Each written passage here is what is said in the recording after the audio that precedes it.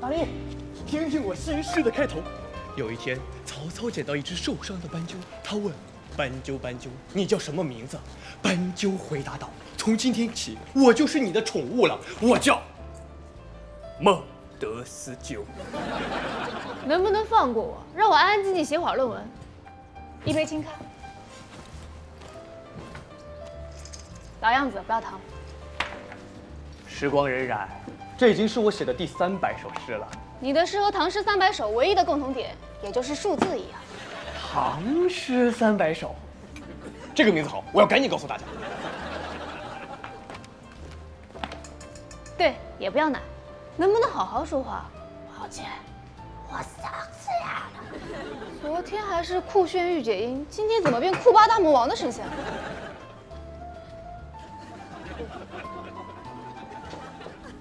哑语我也是略懂的，可你这是什么玩意儿？军体拳？他说昨晚有家四川火锅开业酬宾，最能吃辣的人免单。他和一个湖南人大战到半夜，终于成功吃到白食。为了庆祝，又去唱了2个小时卡拉 OK。今天早上起来就说不出话了，去看了医生，说是因为吃太多辣，外加唱 K 声太大。按照医嘱，这2天严禁说话。这你都能看明白？我陪他去了医院，医生让我盯着他，我能不明白？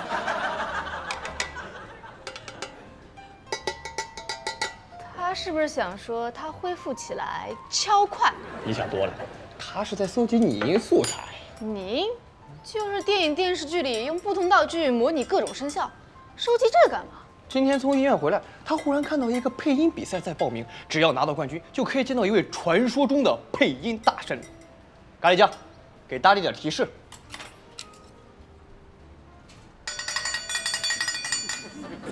配音大神是个日本女人，名字叫2把勺子。关键是叮叮叮的声音。大神姓丁，是丁建华老师啦。你连话都不能说，还参加配音比赛？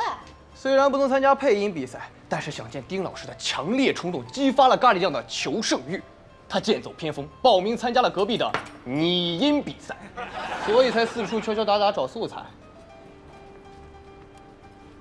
这就是这次要拟音的片段，来自国民弟弟向上最喜欢的游戏逆水寒。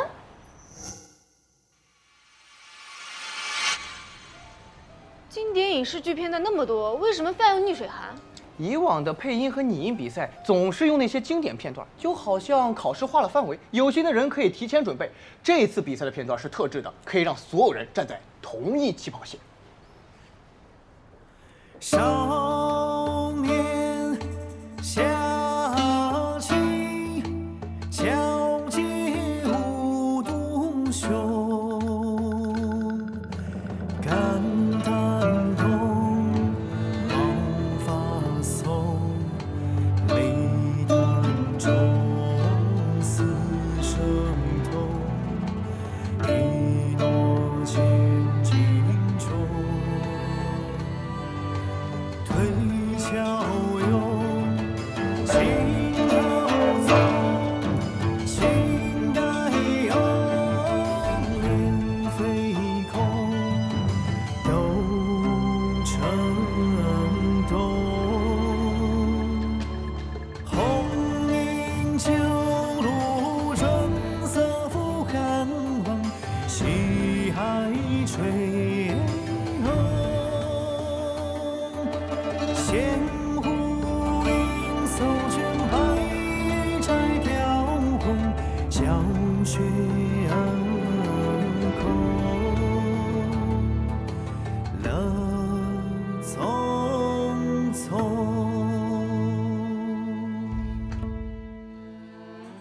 看起来也不难嘛，需要拟音的地方很多吗？虽然只是一个短短的视频，但需要模拟的声音包括拔剑、舞剑、脚步声、蜡烛燃烧、马嘶、风铃、暗器飞过、剑划破酒桶、流水、喝酒、剑刺入墙壁、风声等等。他在给自己加油。他的意思是，哪个魂球制定的规则这么难，好想打人？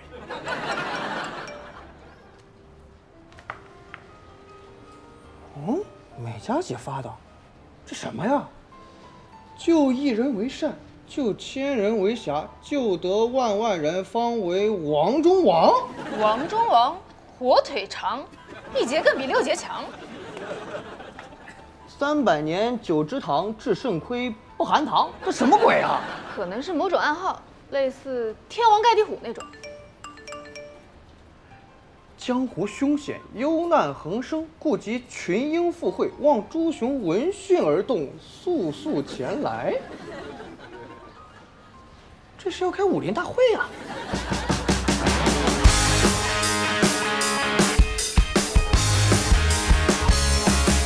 脱下鞋子跳舞，赤着脚太空漫步。我想问你还真酷，阳光晒过的路，正好是年轻的温度，温暖舒服。尝新了老去的树木，吸一口真阳就漂浮。蓝色背景下，我练习飞行的角度，保持我的态度，我的未来是由我做主。靠整天的不玩耍，整片荧幕，不断变的梦直线加速，奔跑在我画的地图。谢谢你对我微笑，10年相伴，这一路每一步每一步。我的未来是由我做主，每一个动作我都完全投入，不断变的你陪我加速，奔跑在我们的领土。我的未来是由我做主，每一个动作我都完全投入，不断变的你陪我加速，奔跑在我们的领土。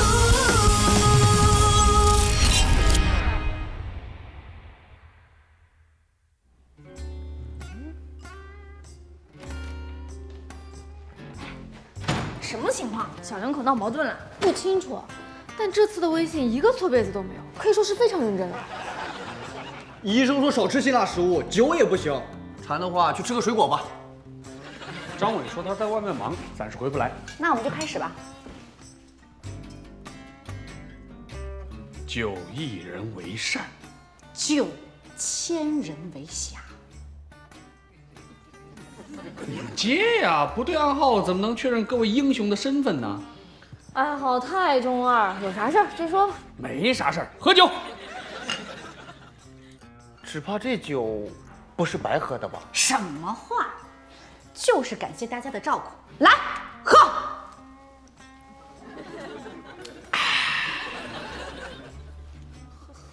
喝呗。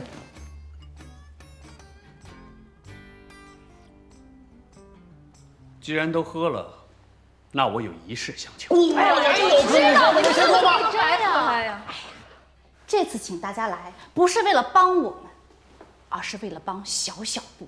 这几碗酒是小小布敬大家的。小小布怎么了？他昨天晚上第一次翻身了。这都要喝个酒庆祝一下。那小小布说话的时候，你们岂不要开1个月的派对啊？还没说完，小小布翻身的时候磕到了婴儿床，别担心，只是轻轻地碰了一下。所以说我们今天喝酒是为了纪念小小布硬刚婴儿床。按照我们吕家的传统，孩子受伤的日子可是个大日子，求救日。大家喝了小小布的求救酒，从今天开始，你们就是守布者。什么者？守布者，守护小小布的人。这个名字是不是很酷啊？你们吕家为什么会有这种迷之传统啊？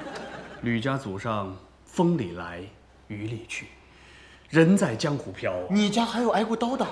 挨刀不至于，江湖也讲法治。但人在江湖飘，吃的不健康容易三高，头疼脑热难免会有，救病救急得有人照，所以朋友很重要。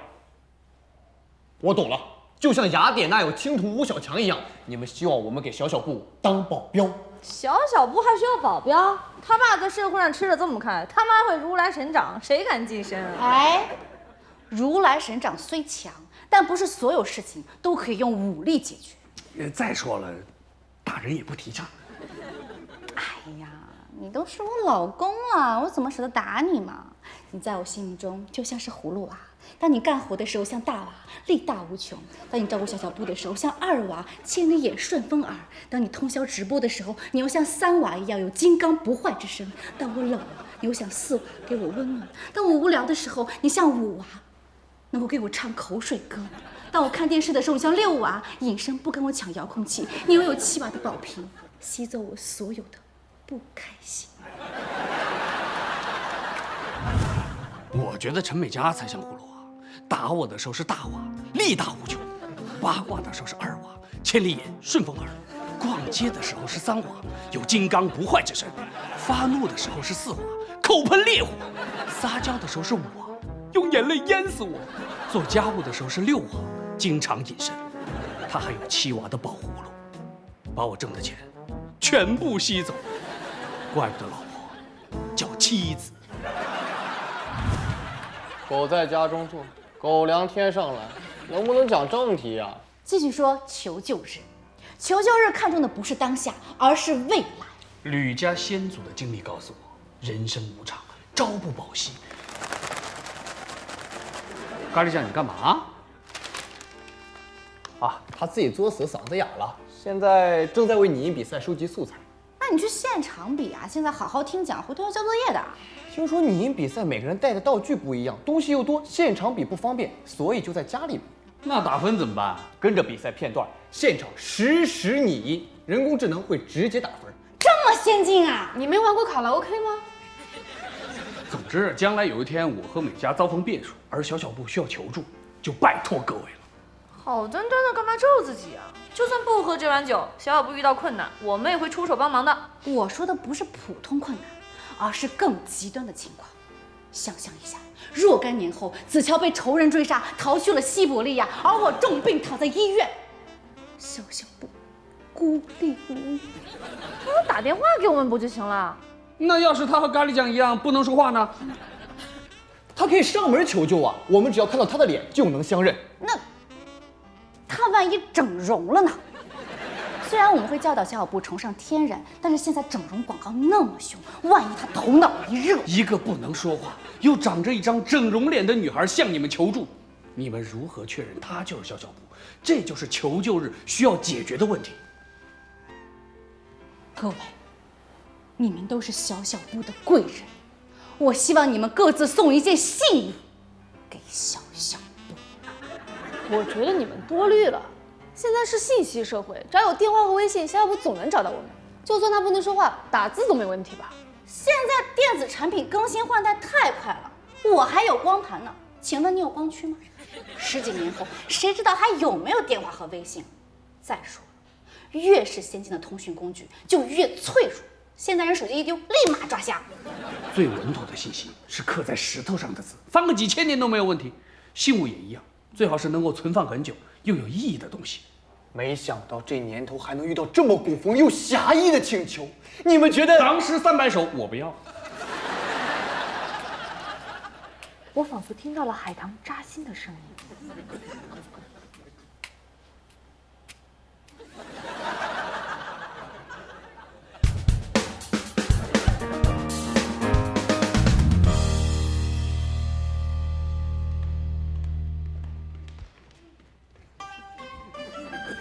你们两个有必要穿得跟红包似的吗？子乔说了，家族传统，迎接现物必须隆重端庄。这已经是减配版了，换作100年前，还要斋戒沐浴、焚香祷告。被迫害妄想症自救指南，是不是有什么暗号或者地址什么的？这是我昨天连夜下单买的。你们成天幻想被仇人迫害，不幸生病，已经非常接近被迫害妄想症了。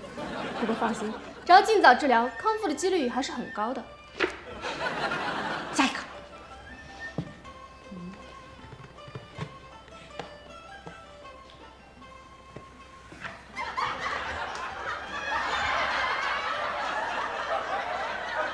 多有代表性啊！一看就知道是我送的嘛。你们说好啊，将来我跟小小布相认就靠它了。这个抱枕实在太丑，看着烦心，靠着闹心，扔了又怕3角钱伤心。索性送人，我也就安心了。就你那玩意儿也能当信物，等着被我嘲笑吧！我才是最靠谱的守护者，看谁笑到最后。你们干嘛打扮得跟红包似的？少废话，信物呢？哎，一会儿我还要去调解案子，我先来。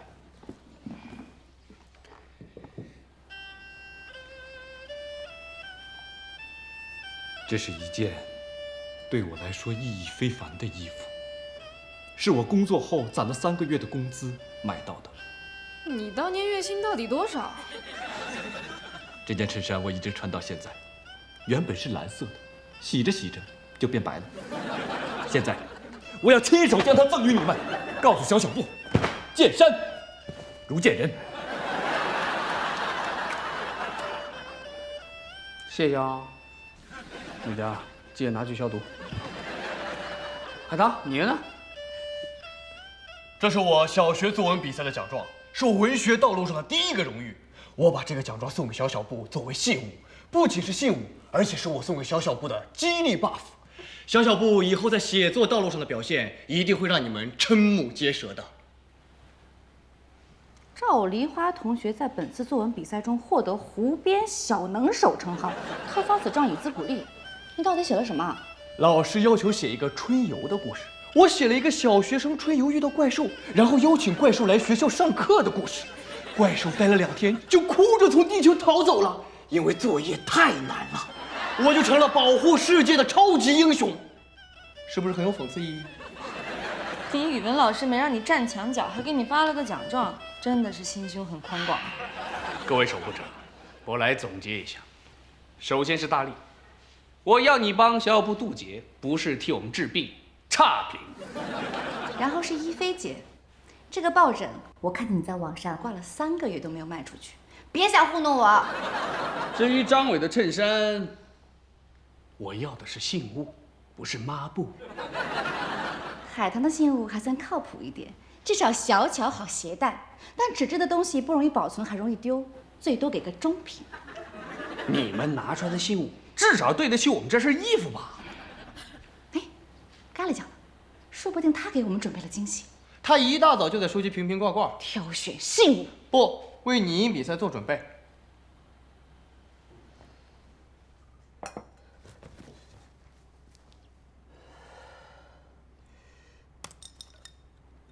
少年小情，交接如英雄，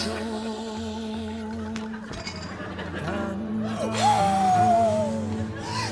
放松，理想中似生动，一过去。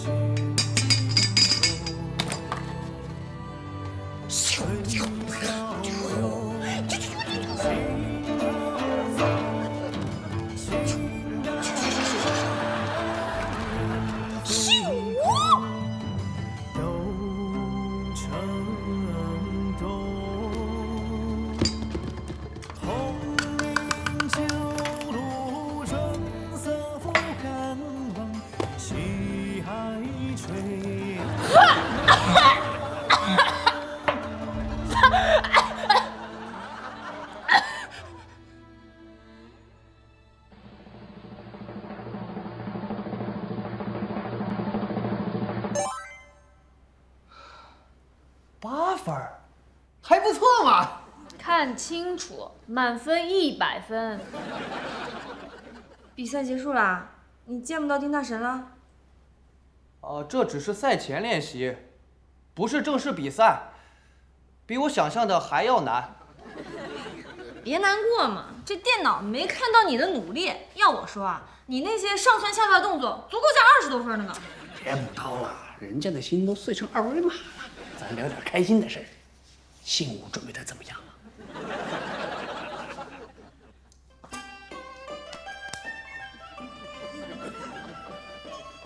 这筷子是你做的？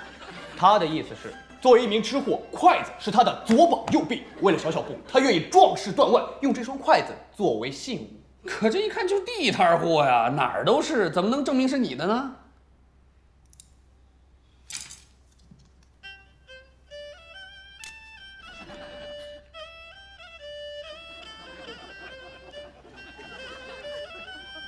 你的意思是，这黄瓜小小布留一半，你留一半，18年后只要完美的拼在一起，你就能和小小布相认，是吧？我一口烟气是喷死你！18年后，这黄瓜早就化成灰了。各位，信物这一轮全灭呀！信物不是随随便便的东西，它一定要坚固小巧、好存放、不起眼，并且能够见物如见人。这太麻烦了吧！我等那么久了。等小小布长大以后，你们肯定已经功成名就了。你是著作等身的大教授，咖喱酱，你是娱乐圈配音界的扛把子。海棠，你是大文豪，张伟是匡扶正义的大律师，而大力你是功成名就的00后。试想一下，若干年后，小小布打开背包，看见这些草率的信物，他肯定会想：这些叔叔阿姨还混得没有我好呢。他会愿意来找你们求助吗？好好想想自己未来的样子。送你一件符合自己未来身份的信物，好吗？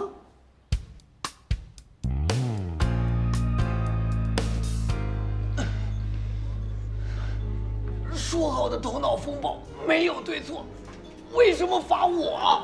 拿明教圣火令当信物，你倒给我去找啊！没发现你倒立不错了。坚固、小巧、容易存放，不起眼。大家接着想。自己织的手套，自己穿的手串，自己用的诺基亚手机，你至少送个智能机。定制的钢笔，有特殊花纹的旗子。买2个沙锤，一人一个，摇起来声音一样就能相认。张伟，要不你也做几个俯卧撑清醒一下？哎呀，想得我头都晕了。找点靠谱的信物怎么就那么难啊？都怪子乔，非说我们是什么成功人士，都被他绕进去了。俗话说得好，谦虚使人进步，骄傲使人心情不错。毕竟他描述的未来实在是太美好。10几年后，我肯定是名大律师了。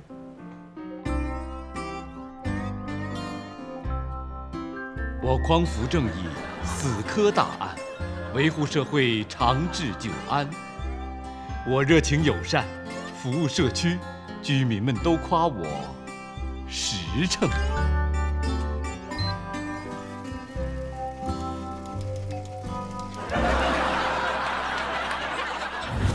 为什么你成了大律师，还在3602办公？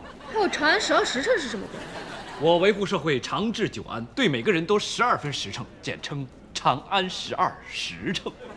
张律师，其实你并不知道大律师在哪儿办公，也没有收到过锦旗吧？别瞎说，送我锦旗的人多了，只不过我嫌不太实惠，都让他们折现了。哎，要不要我送小小布一张打官司抵用券，包赢，而且价格实惠？还想让小小布吃官司？有你这么坑的贵人吗？涂老师对未来有什么想法？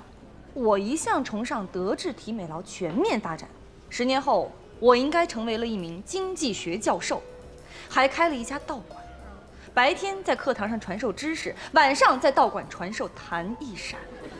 要不把弹一闪写成秘籍送给小小布？江湖上多少腥风血雨，都是因为争夺武林秘籍。你真的要把弹一闪传给小小布，只怕他每天都要担惊受怕呀。那你有什么高见？10几年后，我必然是一代文豪，我可以送小小布我的签名。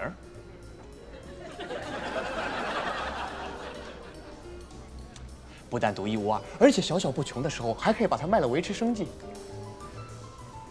大力啊，你对未来有什么打算？我要做的事情很多，现在祖国发展又快，我觉得多年后我未必在地球上，可能在火星研究水稻种植。别人的计划顶多是不落地，你的计划居然是不落地球。大力要到火星上种水稻了，你打算怎么办？我也可以去火星开律所呀。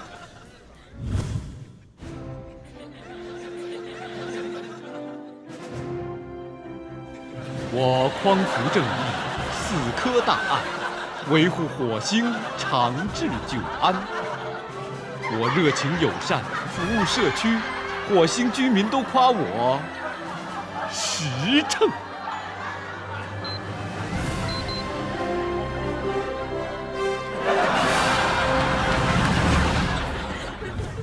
为什么你火星的办公室？别为难张律师了，他连地球上的办公室长啥样都没琢磨清楚呢。梦想还是要有的，虽然不一定能实现，但又不占地方。要不我们降低点难度？我觉得信物未必是实体的东西，哪怕是一个密码、一串数字，只要好识别、有意义、独一无二就行。好主意啊！虚拟的东西就不用考虑兼顾小巧的需求了，而且肯定好存放，又绝不起眼。还省钱。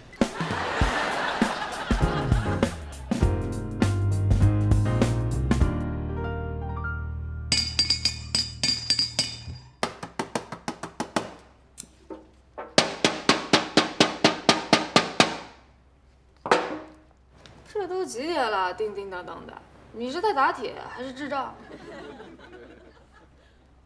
我这2天赶论文，但下午晚上总哭，我临时和赵伟换房睡，结果这里也不清静，连赵海棠都被你吵醒了。哎，不算吵醒，我本来在想信物的事儿，想着想着就睡着了。我梦见我和你在火星开了个铁匠铺，我们一起打铁，然后笑醒了。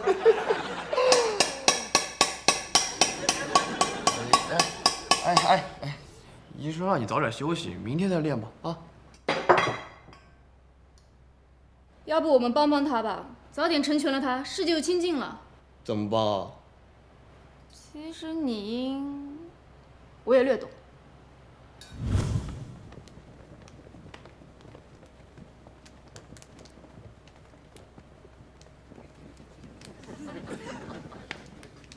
像不像着火的声音？有一次，我和张伟拯救了一个沉迷网络、吃喝拉撒都在网吧的宅男。为了让他回家，我和张伟一起演了一出，他立马当真了，一溜烟从网吧跑了出来。第一句话是：“哎妈，这都冬天了。”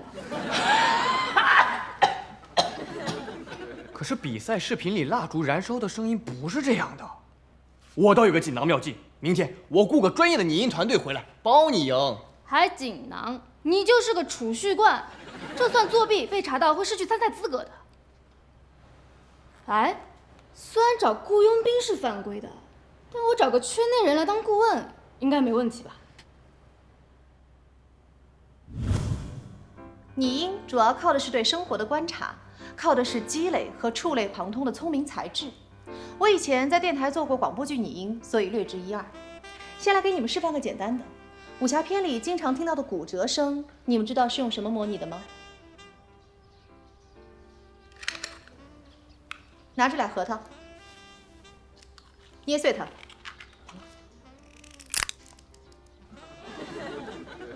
再比如，古装片里经常会有抬轿子的段落，你们知道抬轿子嘎吱嘎吱的声音是什么模拟的吗？就是它。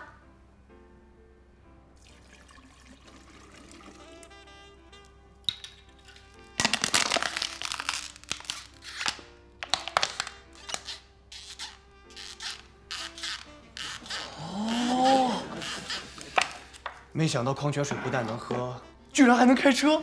这是一块普通的泡沫塑料，你们猜猜这是什么声音？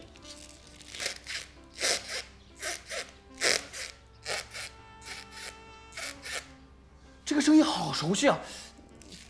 这是席梦思床垫受到挤压和碰撞的声音。答对了。我做过酒店试睡员，所以啊，看似普通的生活用品，在拟音师的手中就会变成非常有用的道具。那剑出鞘的声音、舞剑的声音、蜡烛燃烧的声音，该用什么来模拟呢？剑出鞘可以用2个锅铲或者菜刀相互划过来模拟。舞剑的声音说白了就是细长物体划破空气的声音，可以用挥舞竹条的声音来模拟。燃烧的声音，扇动布料就可以，记得要随着火势大小调整扇动幅度。有业内人士帮忙，感觉这次稳了。我可以把所有的拟音方案都告诉你，但并不代表着你可以拿高分。拟音师要随着电影的推进不断拟音，不停更换道具。遇到紧凑的情节，熟练的拟音师不会手忙脚乱，菜鸟就要哭了。所以多多练习，熟能生巧。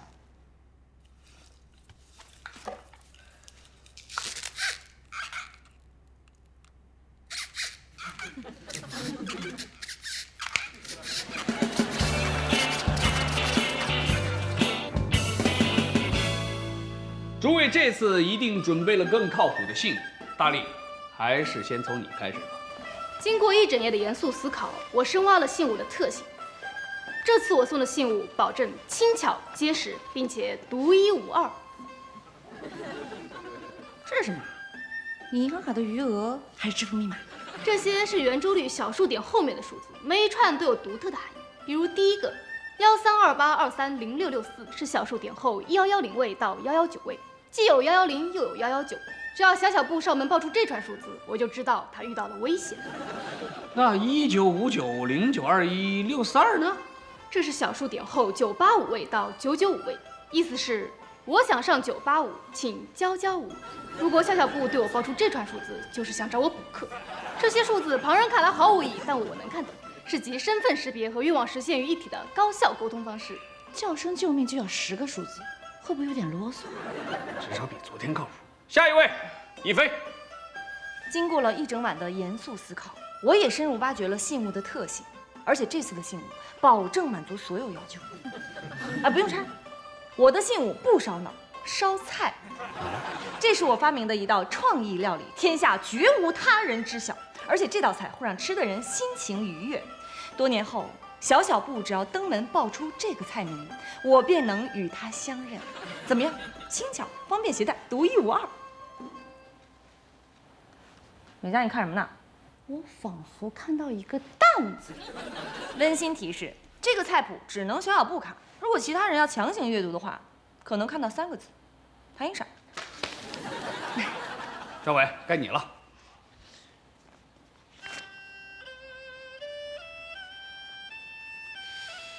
你们的信物是团购的吗？经过了一整晚，哎，算了，客套话咱就不说了啊。但我送的信物跟他们还是有区别的。我送给小小布的信物是一个秘密。你藏私房钱的位置？那我怎么能告诉你？不是，我没藏私房钱。还有比私房钱位置更重要的秘密。那是我小时候办过的一件糗事，我没和任何人提起过。若干年后，如果有人能当着我的面说出这件事儿，那个人一定是小小布。我曾经在广场上，你怎么把我心给撕开了？赵海腾，你给我放下！给鸽子喂泻药，明明是你自己没粘好。鸽子吃了泻药，那天广场上岂不下起来？别说了，我脑子里都有画面了。我从小就这么二。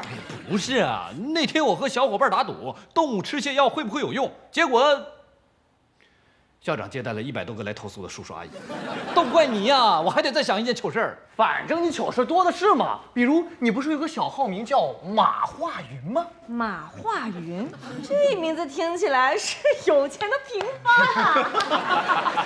你可以悄悄把这个名字告诉小小布，他肯定觉得你是霸道总裁。至于见面会不会失望就不好说了。赵海棠，你的信物呢？不会也是个信封吗？我怎么会送这么草率的信物呢？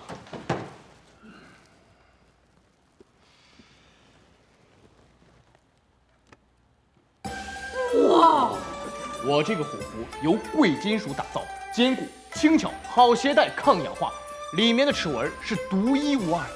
小小布留一半，我留一半，2半合璧就能相认。终于看到个像样的信物了，不但符合规格，而且一看信物的主人就好气派。我女儿一定愿意找他帮忙。既然我送的信物最好，你能不能给我个称号？比如小小布首席贵人，或者守部者队长之类的。这个是不是太矫情了点儿？不矫情，这是我的荣幸。那我就不客气了啊！我抗议！赵海棠故意误导我们往虚拟信物方向想，自己却砸重金买贵的。贵的不一定就是好，要看付出。我为了给小小布做信物密码，查圆周率查到小数点后10万位。我这个秘密菜谱不但可以当信物，还可以改善小小布的生活，明显是我这个信物更靠谱嘛。我连最糗的事儿都说了，到底谁牺牲更大呀？哎，你们评评理，谁的信物好？评评理，大家这个信物准备的，你给个说法。给个说法，评一个出来。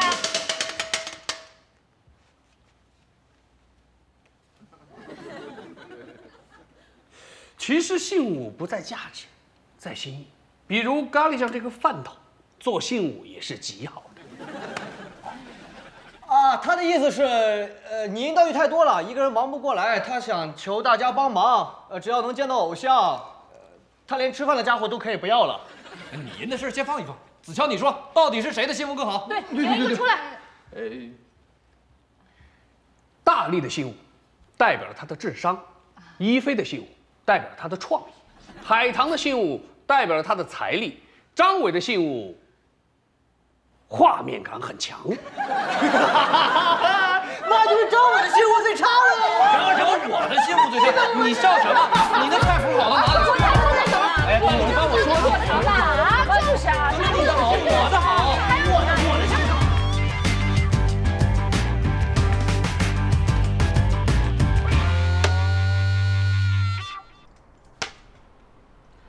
我本来以为贵人多多益善，没想到贵人们自己先堆起来。哎，我总算理解复仇者联盟为啥要散了。哎，你说我们把一菲姐的信封拆好不好？她说吃完她的料理心情会变好，我去学一学，给他们摆一桌核桃酒。一菲说了不能看，你还嫌不够乱啊？你叹什么气啊？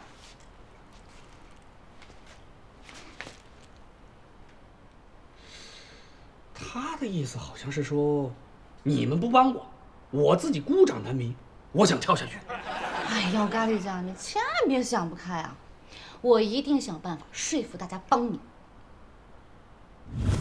其实我的意思是，要是你们真没时间，我就去楼下找小黑帮忙。不过现在这样也挺好。大家谁都不服谁，怎么帮他呀？要不给每个人颁个奖状，像赵小棠老师打发赵小棠那样？在武侠片里勾搭门派内斗的时候，你给他们发一个武林盟主的奖状，有用吗？想让他们放下所谓一致对外，只有一个办法，我们需要一个大魔头。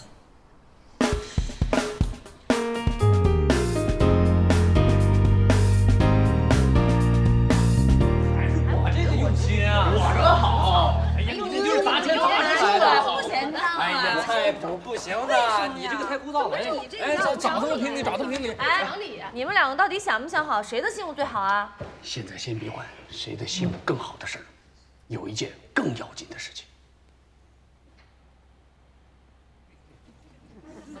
我原本以为小小不要长大之后才会用到这些信物，没想到无测风云来了。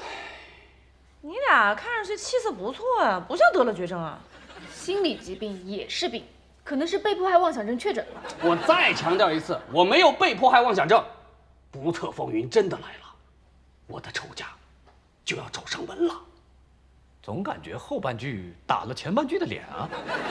别担心，有我守护者联盟队长赵海棠在，再大的仇家也不用怕。你能做什么？写作文啰嗦死他们？不比你强啊，谢耀祥。哎呀，别吵了！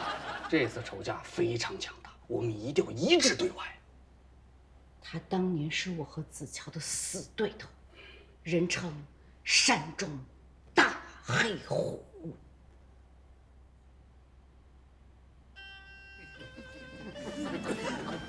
一个是浪里小白龙，一个是山中大黑虎。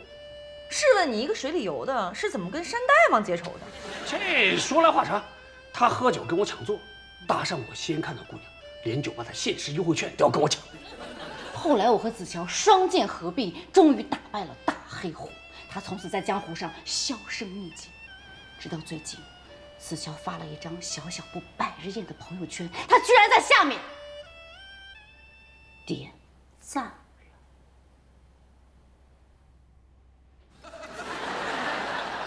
你们这么大的仇，还加了微信好友？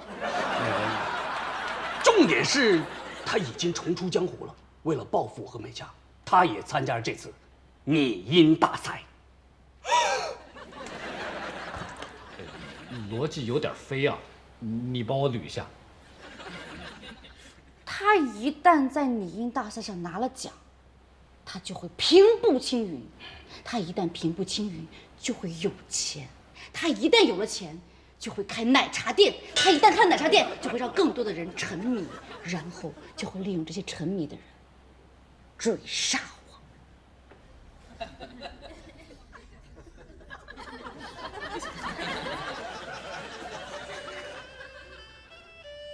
懂了，这个大黑虎报复你们的方式还真特别呀。所以要提前解决问题嘛，希望大家可以放下矛盾，帮助咖喱酱一起赢得比赛，这样就可以把危险扼杀在襁褓之中。哎，我来画个重点啊，你们两个是不是就是想劝我们和好，然后陪咖喱酱去参加拟音比赛？不，大家一定要警惕，大黑虎太可怕了。大黑虎叫什么名字？快回答！王铁柱。完成喽，完成了，俩说的不一样。哎呀，真是这啥呢？其实冷静下来想一想，我们几个根本没有必要较劲，大家其实都希望小小布无病无灾，茁壮成长。哎，就是嘛，我们都是小小部的贵人，贵人就要有贵人的样子啊。我还能当守步者联盟的队长吗？大家都是守步者，人人平等，不分先后，谁在吵，取消他资格。走吧，我们去看咖喱酱准备拟音比赛。走，走吧，走。哎，大黑虎的故事有那么烂吗？反正我最近老给小小布讲童话，智商降低了。哎，可能是我太久没有忽悠人，技能退化。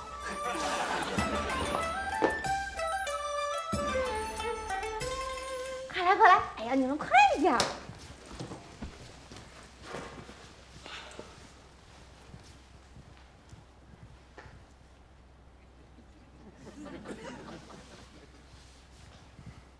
咖喱酱的意思是，我知道，咖喱酱是说感谢我们6个人的帮忙，对我们有必胜的信心，我们一定没问题。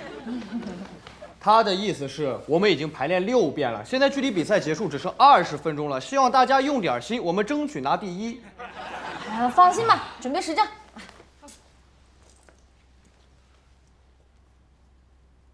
在线拟音比赛正式开始。少年小气，矫健不雄，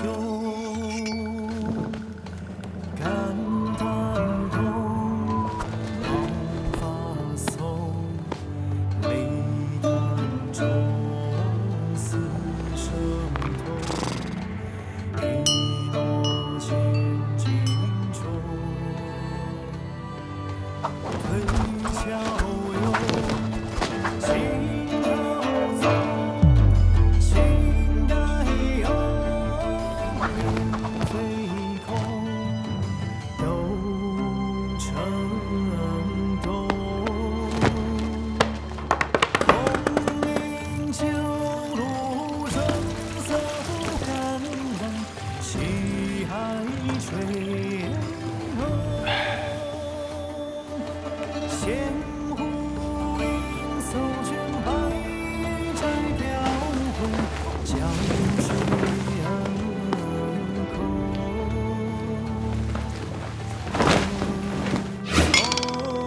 匆匆。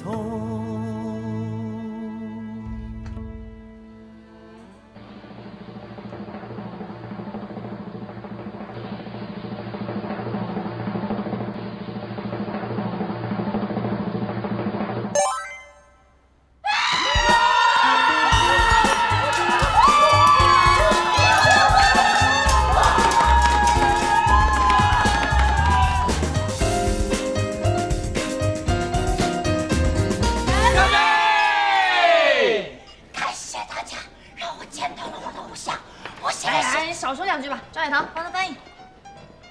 我太开心了，大神说我的嗓音很特别，我想好送给小小布什么礼物了。不会是你跟大神的合照吧？不，这次比赛的奖品是定制的，很有意义。快递马上到了，我要把这个奖品送给小小布做信物。哎呀，太谢谢了！咖喱酱，你的快递。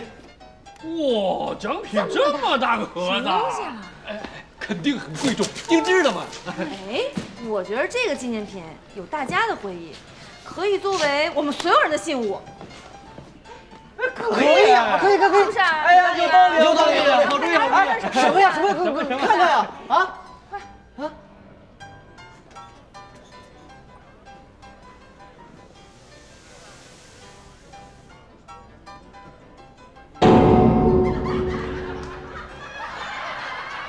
这不就是之前被捅了1万刀的那个抱枕吗？奖品是限量的，怎么说都是心意嘛。这玩意儿当信物，太草率了吧？哎，曾小贤的那个抱枕也是定制的，而且全球限量只有1个，你们要不要再考虑一下？还是我的虎符好。其实我又想到了一件囧事，我查圆珠里查到了100万位。哎呀，你几百万也不没有用行的，你这不还是我那个抵扣券好。不，签名你们还这好呢？怎么办呢？我们还是去把一桌喝喝酒吧。你们一个根本不干什么。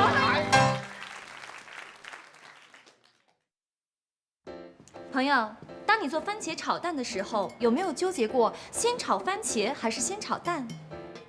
曾小贤纠结过。当你吃番茄炒蛋的时候，有没有纠结过先吃番茄还是先吃蛋？曾小贤纠结过。番茄炒蛋究竟是沾着番茄的蛋，还是沾着蛋的番茄？曾小贤纠结过。而我新发明的新式番茄炒蛋，完美的解决了所有问题。